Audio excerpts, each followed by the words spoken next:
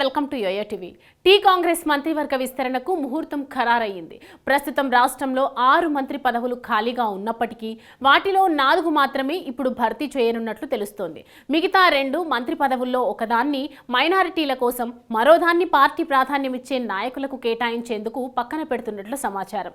ఇక 4 మంత్రి పదవుల కోసం కాంగ్రెస్ ఎమ్మెల్యేల మధ్య తీవ్ర పోటీ నెలకొంది. మునుగోడు ఎమ్మెల్యే కోమటిరెడ్డి రాజగోపాల్ రెడ్డి, చెన్నూరు ఎమ్మెల్యే వివేక్ వెంకటస్వామి మంత్రి పదవుల కోసం ముమ్మర ప్రయత్నాలు చేస్తున్నారు. Bodhan MLA Sudarshan Reddy, Ibrahimpatnam MLA Malreddy Rangareddy, Mancherial MLA Prem Sagar Rao, Makthal MLA Srihari Mudiraj కూడా ఈ పోటీలో ఉన్నారు.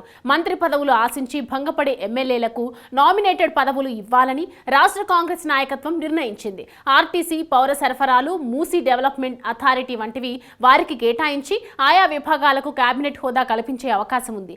ఏఐసీసీ స్థాయిలో సీఎం రేవంత్ చర్చించిన తర్వాతే ఈ పదవుల భర్తీపై క్లారిటీ వచ్చే అవకాశం ఉంది. సీఎం రేవంత్ రెడ్డి విదేశీ పర్యటన ముగించుకొని హైదరాబాద్ కు చేరుకోగానే మంత్రి పదవుల భర్తీకి సంబంధించిన కసరత్తు వేగవంతం అవుతుందని తెలుస్తోంది. సీఎం రేవంత్ రెడ్డి రేపు బుధవారం హైదరాబాద్ కు చేరుకుంటారు. మరుసటి రోజు స్వాతంత్ర దినోత్సవాల్లో పాల్గొంటారు. ఈ నెల 16న రాష్ట్ర పాలనాపరమైన అంశాలపై దృష్టి సారిస్తారు. ఈ నెల 17న లేదంటే 18న ఢిల్లీకి వెళ్లి కాంగ్రెస్ పార్టీ హైకమాండ్ తో భేటీ అయ్యి మంత్రి పదవుల కేటాయింపుపై చర్చించే అవకాశం ఉంది.